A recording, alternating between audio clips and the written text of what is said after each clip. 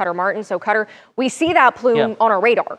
Yeah, especially earlier today. Now, due to atmospheric conditions, the radar beam and time of day, we've kind of lost sight of it just a little bit.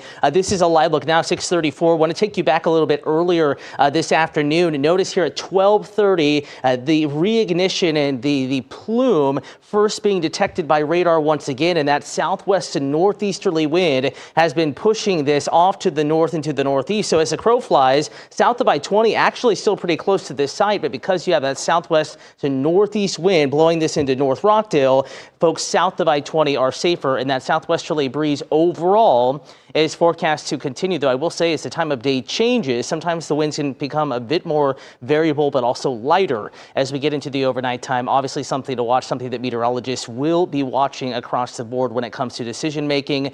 Coming up in a few minutes, we will break down the forecast, take a closer look at wind direction over the next 12 to 24 hours, and your first alert 7-day forecast. Cutter, thank you. Now, neighbors around that plant were ordered to evacuate this morning. Anyone who did not is being told to shelter in place until it clears. Atlanta News First reporter Yasmina Alston is hearing from them tonight. She joins us live. Yasmina. Yeah, Carly, and I can tell you that there are 3 evacuation sites that people can go to that are outside of that evacuation zone in a safe area. This here is one of them. This is the Burt Adams Boy Scout Camp in Covington. There are also 2 other locations at the Wolverine Gym, also in Covington, and at General Ray Davis Middle School in Stockbridge. Now, according to the county, the evacuation order affects around 17,000 people. That means anyone in that zone needs to leave the area, and if you're outside the zone, stay away. There's also a shelter-in-place order for people in the north half of the county above Sigmund Road. We spoke with one man who was trying to go to work earlier, but was stopped due to the massive fire. They say that they have some issue with the spill, biological issue, around the area, and that's why I cannot, I was not allowed to go in there. That's why.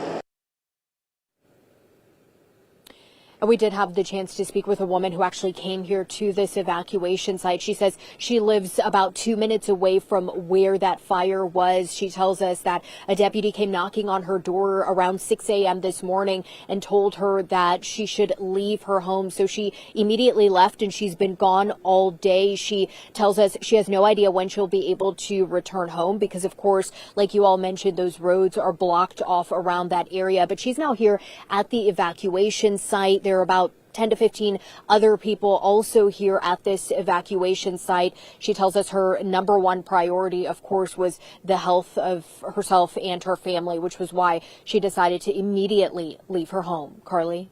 Yasmina, thank you. And remember, this is a breaking situation. We will check that in with Yasmina and Bridget in just a few minutes, but you can find the latest information 24/7 on our Atlanta News First app. Thousands of people in Georgia are still without power tonight, just days after Helene brought rain and wind to our state. And according to Georgia Power's online outage map, more than 143,000 customers still don't have power in the Augusta area. Meanwhile, just south of there, nearly 95,000 customers are still without power in the Savannah area. The death toll from Helene is at 17 people across the state, according to Governor Brian Kemp. FEMA leaders got a first look at the damage caused by the storm in South Georgia. We've seen an amazing outpouring of support from volunteers in the community that are out helping their neighbors. I even talked to a group of individuals that are here from Louisiana that came up and they're cutting trees out of somebody's yard. And so it's this true spirit of neighborhood, this true spirit of people helping people that gives me so much inspiration in a time like this. Across the Southeast, rescue efforts are underway in several states. At least 63 were killed in Georgia, Florida, Virginia, and the Carolinas. Hundreds of roads are blocked or closed in North Carolina, where hundreds of people are still stranded in their homes and other places. We've lost communications capabilities. It's very difficult for us to move around the community. Many of the roads are closed. Trees are down. We're clearing those as quick as we can. And a lot of the critical infrastructure that we've become used to every day in normal times is now gone, and we have to work around it. The Arthur M. Blank Family Foundation announced it's donating $2 million to World Central Kitchen in response to Hurricane Helene. Those funds will be used for immediate relief with the potential to serve additional impacted communities. Now, of course, we do want to get a check of the forecast. I'm joining First Alert meteorologist Cutter Martin with a look at the rest of our weekend and into the week ahead. Cutter. Yeah, and of course, the forethought here, what we're really thinking about is going to be wind direction for the next 12 to 24 hours with this fire, and then we are watching the tropics, something deeper into the future we can lay out in the First Alert 7-day forecast. Taking you back to First Alert radar, this is over the past several hours, and we can literally see kind of the reignition of that fire, and then more so this chemical reaction that happened, and that happened in the noon hour here. Again, this is about to start back over this loop right there about 12:25, 12:30, and very obvious southwest to northeasterly wind continuing to blow those chemicals off to the north and to the northeast. Keep in mind, by the time you cross the county line up in Newton Walton counties, this is hundreds to thousands of feet above the surface, well above where you and I are going about our day, which is why there's not as much of a concern off to the north and east. Hour by hour forecast, we're going to keep that kind of westerly component to the wind, at least initially, but as we get to the Monday time period, and we don't know the duration of this, Monday night into Tuesday morning, we're going to see wind direction start to change more northwesterly to southeast, and then eventually by the end of the week, easterly. Of course, that is way off into the future, but for the time being, that west and southwesterly breeze forecast to continue. 63 in Atlanta, 62 in LJ, 62 in Carrollton, waking up tomorrow morning. So a relatively cool start to the day, not at all bad. Morning commute forecast, it's a green light, mix of sun and clouds, but there could be some patchy fog, maybe even a little bit of dense fog across extreme northwest Georgia. I don't think it's a huge hindrance to the drive in, but just a heads up, could be a little bit of lower visibility. A big story here that's going to kind of play itself out through the work week is going to be what we are watching in the Gulf of Mexico. Right now, though, it's in the Western Caribbean. Showers and thunderstorms just starting to bubble up. This area of lower pressure will get pulled into the Gulf of Mexico, and right now there is a 50% chance of tropical development with that, but we have seen that chance continue to gradually climb. So I would expect as we go through the work week, we're going to continue to see those chances climb. This is not something to be concerned over at the moment. There are so many questions that we just don't have answers for you yet, but we need to keep an eye on that system, and we'll be keeping you updated. Certainly, even if it did develop, even if it did track in the general direction of the North Gulf Coast, we would not have any impacts to the duration of the work week, with temperatures in the low to mid 80s Wednesday and Thursday. Friday, 80 degrees, 30% chance of rain, and then we'll have to see if we can get some more tropical moisture moving in. Now, there are some differences in the pattern between this potential system and what was Major Hurricane Helene. So by no means is it a guarantee that we're going to see anything similar here locally, even regionally, but something to keep an eye on. Again, increasing rain chances, slightly cooler temperatures as our next front approaches and possibly interacts with some of that tropical moisture. We'll keep you updated streaming on ANF Plus, on Atlanta News First, and in the First Alert weather app. Let's go ahead and get back out to that scene in Rockdale County, starting with Atlanta News First reporter Bridget Spencer. So, Bridget, what are you seeing right now? Carly, this has been an all-day ordeal. We are actually in a safe zone, according to emergency officials, but we are just playing it safe, deciding to wear masks out here. You can see this huge plume of what looks like smoke from a fire, but we're actually told that's not the case. That is coming from a chemical reaction. Now, how did this all start? Well, about 5:30 this morning, Rockdale Fire Rescue, they tell us there was a fire on the roof at that biolab plant. They got that fire under control, but somehow around 12 noon, it was actually reignited.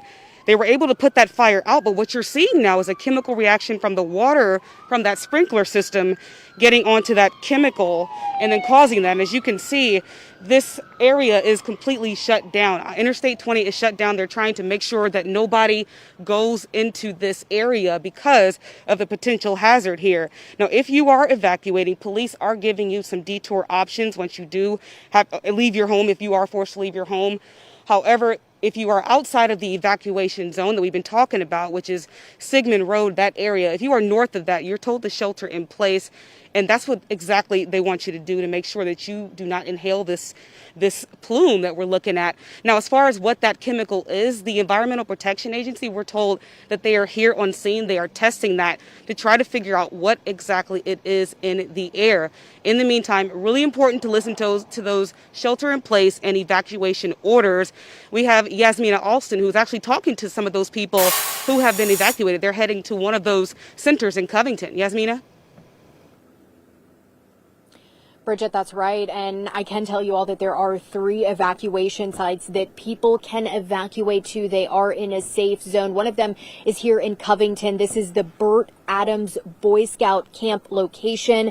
There are also 2 other locations at the Wolverine Gym in Covington and at General Ray Davis Middle School in Stockbridge. According to the county, the evacuation order affects around 17,000 people. That means anyone in that zone needs to leave the area. And if you're outside the zone, then stay away. There's also a shelter-in-place order for people in the north half of the county above Sigmund Road. We did have the chance to speak with one woman who came here to this evacuation site. She says that she lives about 2 minutes away from where that fire happened, and she says a deputy did come knocking on her door early this morning around 6 a.m. and told her that she should leave her home because of that fire. She says that she immediately packed up and left and has spent the day actually in Atlanta and then wanted to come back home, but that of course was not an option for her just yet. So she came here to this evacuation site. There are about 10 to 15 other people also here at this site evacuating, and that woman tells us that she at this point has no idea when she'll be able to go home because of course all of the roads around that area are blocked off like Bridget mentioned. So she tells us that her main priority of course was her health, and that's why she decided to leave as soon as that deputy came knocking on her door. Carly? Yasmina, thank you for that live report. Now, we do want to remind you that we have all of this information for you on AtlantaNewsFirst.com and our Atlanta News First app. We talked about those road closures. In this story, you will find a list of the road closures that we know about at this point. You can also get another good look at that evacuation zone that officials have sent out, and you can see if you live in or around that area. We will see you again tonight on Atlanta News First at 10 and 11. And again, all of this and video available now on the Atlanta News First app. And more than 11 million gallons of sewage has spilled into the Chattahoochee River in the aftermath of Hurricane Helene. Shifting gears here a little bit, according to the Cobb County Water Department, about 6 million spilled into the river there near Paces Ferry Drive because of heavy rain from Helene on Friday. They say a second overflow of Lee Industrial Boulevard in Austell. Both overflows were stopped. And as polls continue to show a tight race between Vice President Kamala Harris and former President Donald Trump, we are just days away from the first and only vice presidential debate in New York City. Democratic vice presidential nominee and Minnesota Governor Tim Walz will face off against Ohio U.S. Senator and Republican nominee J.D. Vance in Tuesday's debate, which you will be able to see on Atlanta News First. Ambulances are now taking young patients to Children's Healthcare of Atlanta's newest hospital.